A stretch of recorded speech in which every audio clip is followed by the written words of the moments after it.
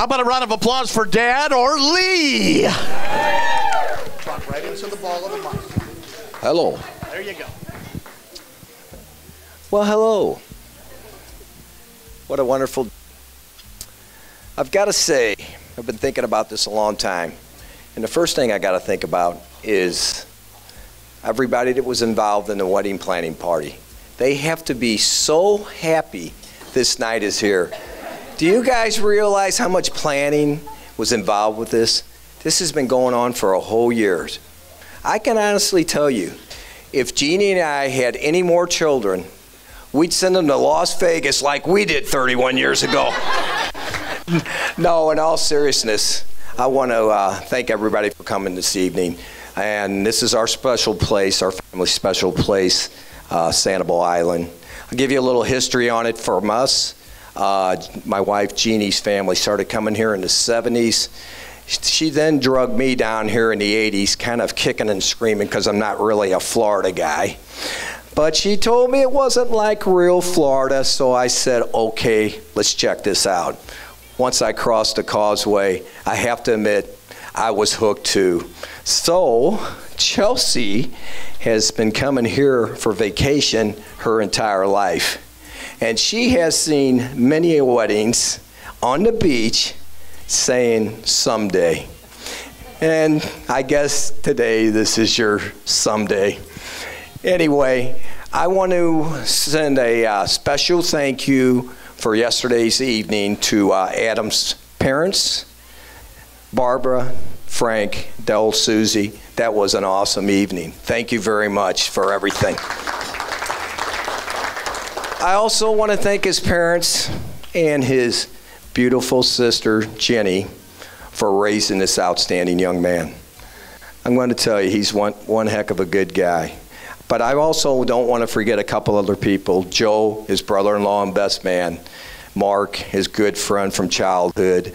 You know, groomsmen. They've all played a role in raising this guy. And I'll tell you what, they've done one heck of a job. So thank you all. Appreciate that. I also want to thank my dear mother, my wonderful mother, or as Jeannie would say, the greatest mother-in-law of all time. And you were so blessed to have you here today, Mom. Thank you very much. I want to thank my two sisters, their husbands, my brother, his wife, my dear niece and nephew. They all made it. Our father instilled in us at an early age, you always show up and support the family. And they always do. So thank you for your unconditional love. We love you all very much. Finally, I want to thank two special friends of ours, Wayne and Melissa. Thank you for coming here tonight. We are so blessed that you're in our life. You mean very much to us. Thank you for everything you do for us. So we love you both. Okay, now where do I begin? Where do I really begin? A little trip down memory lane here. How about December 7th, 1987? Chelsea, I'm not going to lie to you. You were a big surprise to your mother and I. But you're the most precious gift we'd ever received, and you did change your mother and I's life forever in the best possible way. Chelsea, you'll always be our beautiful little girl. And, you know, you're beautiful inside and out. Thank you. You're beautiful inside and out. And no parent could be more proud than your mother and I are of you, and could love anybody more than we do you. So thank you for being who you are. Anyway, so December 7th is a kind of a memorable day, and it should be no surprise Chelsea migrated to being a history teacher. So you know, there was clues early on with Chelsea, though. She's kind of a funny little daughter of mine, and so she always loved giving Santa Claus, the Easter Bunny, the Tooth Fairy these tests that had thousands of questions and thousands of puzzles. I mean, and the joy. I mean, she loved doing it, the joy and the time it took her. But I'm going to tell you, it was also tough on Santa Claus, the Tooth Fairy, the Easter Bunny. It took so much time to answer these. And then one Christmas morning, You've probably heard this song before. Now, one Christmas morning, I wake up and there she is. She's not opening her presents. She's over there grading Santa's test. And I'm like, oh my God, what the heck is going on here? So she's not opening presents. She's grading tests. So she's shaking her head like kind of mean looking. And I said, so how's it going, Chelsea? And she goes, well, not very good. So, well, what's wrong? She goes, well, I don't think our Santa's too bright. I said, what? She goes, well, I'm going to tell you, I'm going to have to fail him. And I said, oh my gosh. Santa, I don't think he's ever recovered from that Christmas. I'm just going to leave it at that. Anyway, her passion for children and teaching started when she started working in a Montessori school back when she was 16 years old. Then she became a nanny while she was in college and, did real good. And then finally, one day, she decides to do some student teaching. And she says, Dad, I think I'm going to Charlotte. I said, Charlotte? And she says, yep. So we knew in a short time we'd lost her to the great state of North Carolina. So Jeannie and I said a lot of prayers, and we prayed she'd end up at a good school, surrounded by great people. And our prayers were answered. She landed a job at a wonderful school, and she works with great co-workers. 3 of those co-workers are here tonight that are great friends. And I want to mention a few of them. And the first is Leslie Queen. Leslie, thank you. Thank you for being there for Chelsea. And thank you for everything you do for her. You mean so much. You used your mom voice when, it wasn't always easy to talk to her own family. Trust me on that.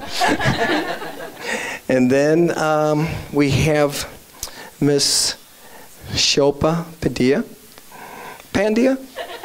I'm not very good with that name. I'm sorry, Shilpa. But, yes, I did. But, she's the ever-calming voice of reason. And, Chelsea, we all know you need that from time to time.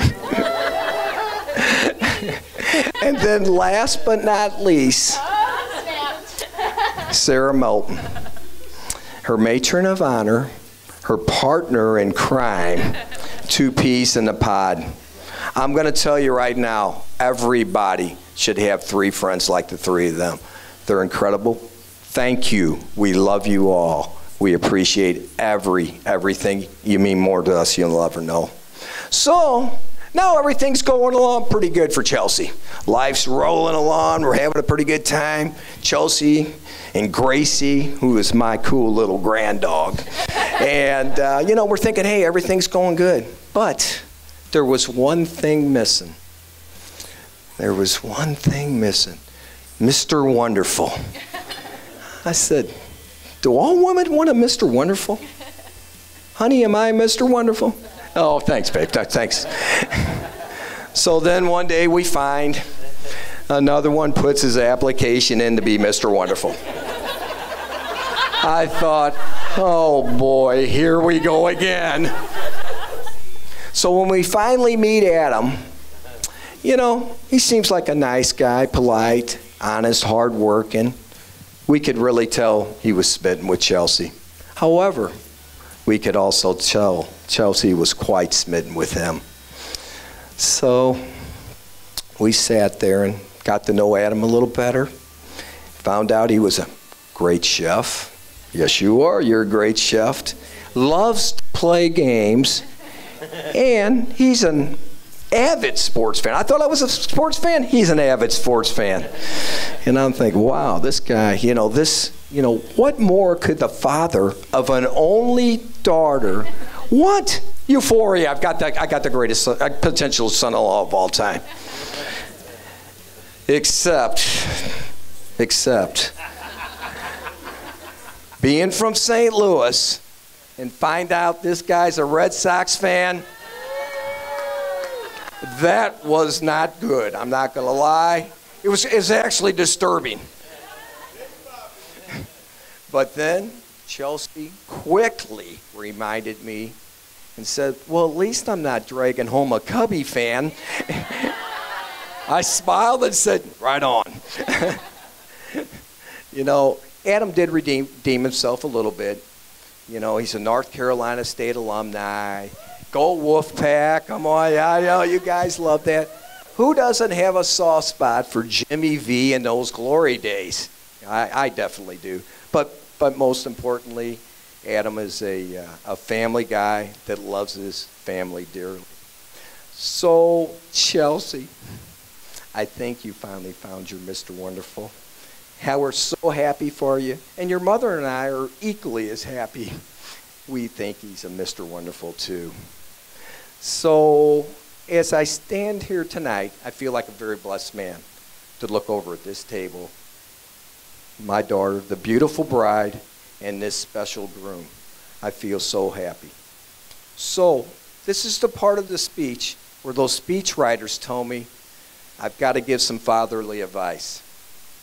So I sat there and thought long and hard on this one. I really did. And I can honestly tell you, after 31 years of marriage, I don't have a clue. except to treat each other with love and respect and to never give up on each other. Though your love may be challenged someday, I always pray that your love comes back to here where we're at tonight. So, at this time, I'd like to make a toast. Please raise your glasses to Chelsea and Adam. May God bless you and your love be everlasting. And may each of us be part of the glue that holds you together forever. Cheers.